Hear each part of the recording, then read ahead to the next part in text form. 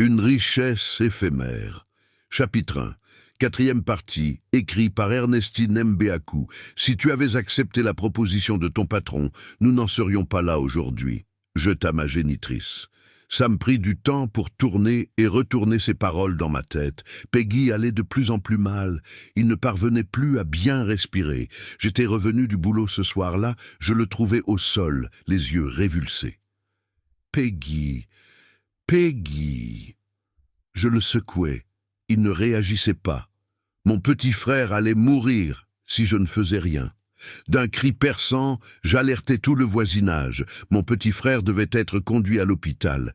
Des heures plus tard, je prenais la main de Peggy dans la mienne en pleurant.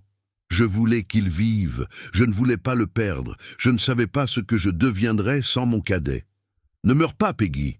S'il te plaît, reste avec moi. Je ferai tout pour que tu restes en vie. » Je levai la tête. Ma mère était là. Elle me fit signe de la suivre à l'extérieur de la chambre. Je regardais ma mère, indécise. Depuis des heures, je veillais sur mon frère. Elle n'était pas là. « Maman.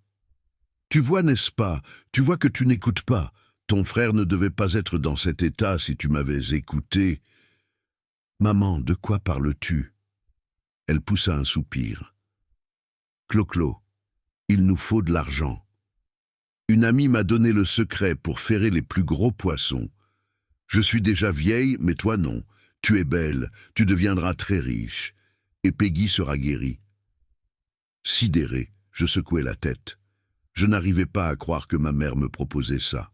« Maman, ton frère va mourir. Ça ne te fait rien ?» Je Wanda sur toi.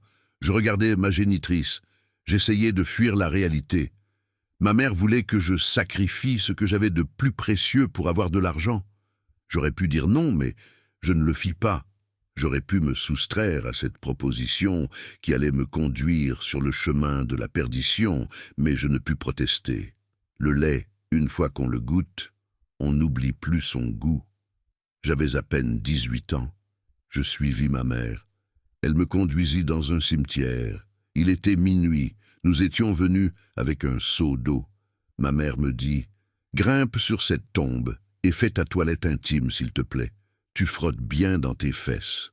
L'eau recueillie sur la tombe, tu la gardes pour la donner à boire à ton patron au service demain. Je suis ta mère, je sais ce que je fais, je ne peux pas te tromper. » Cette nuit-là, je signais ainsi un pacte avec le diable sans le savoir. Plus tard, j'allais payer au prix fort cette forfaiture. Ne crains pas l'obscurité. Il faut plutôt craindre ce qui s'y trouve.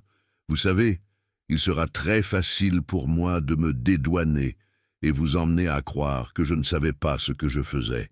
Je retrace tout simplement le chemin tortueux que fut ma vie. Une vie chaoteuse, honteuse et sale. J'en suis consciente. Le roman entier est disponible sur Amazon, Fnac, YouScribe et Lirtama. Abonnez-vous et partagez.